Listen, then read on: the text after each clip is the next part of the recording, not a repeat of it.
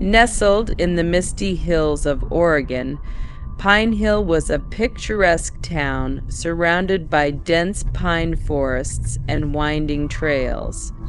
But even in its charm, there was a place everyone avoided, the old rest house on the edge of the forest.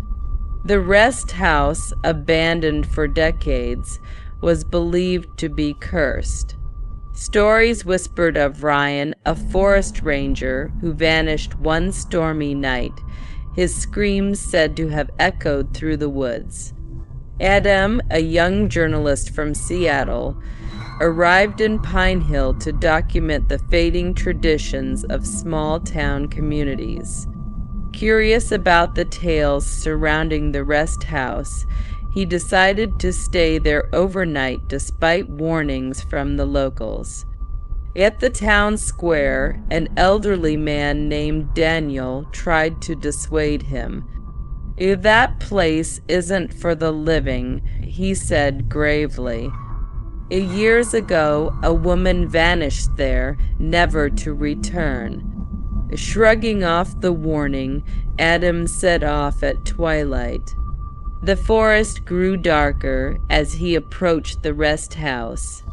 The towering pines seemed to lean closer, their rustling replaced by an eerie silence.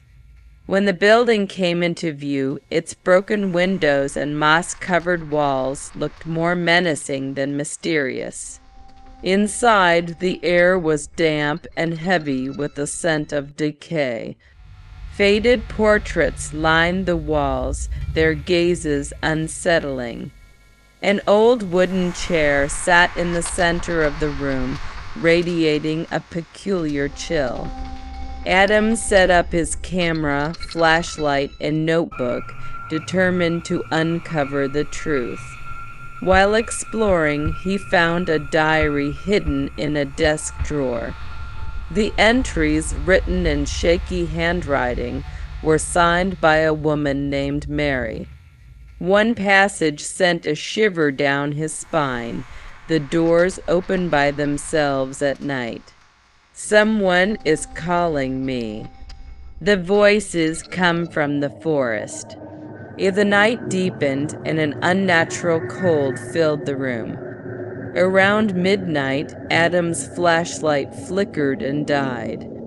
His camera started recording on its own.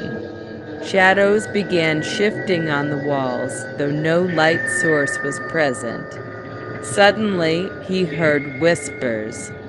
Soft at first, they grew louder, more insistent, wrapping around him like a haunting melody. When he turned toward the window, he froze. A woman in a flowing white dress stood there, her face obscured by long, disheveled hair.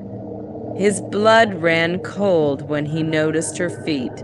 They were turned backward. She began gliding toward him, whispering, "You've come to. Now you'll never leave."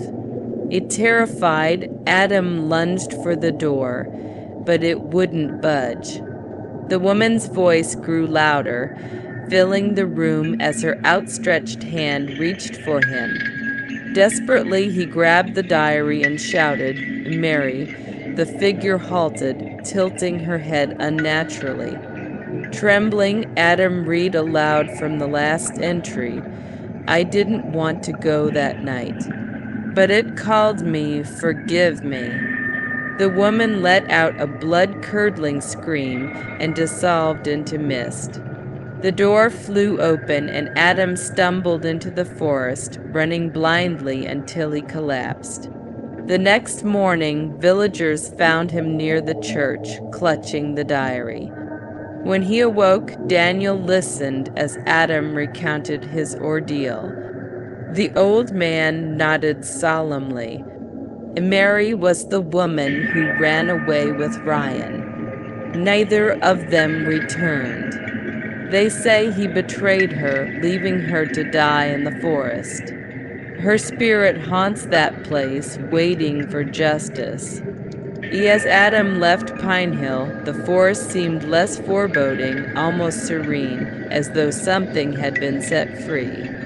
Yet when he reviewed his camera footage later, the screen was blank, except for a faint whisper, "One day you will come back. I will make you come back."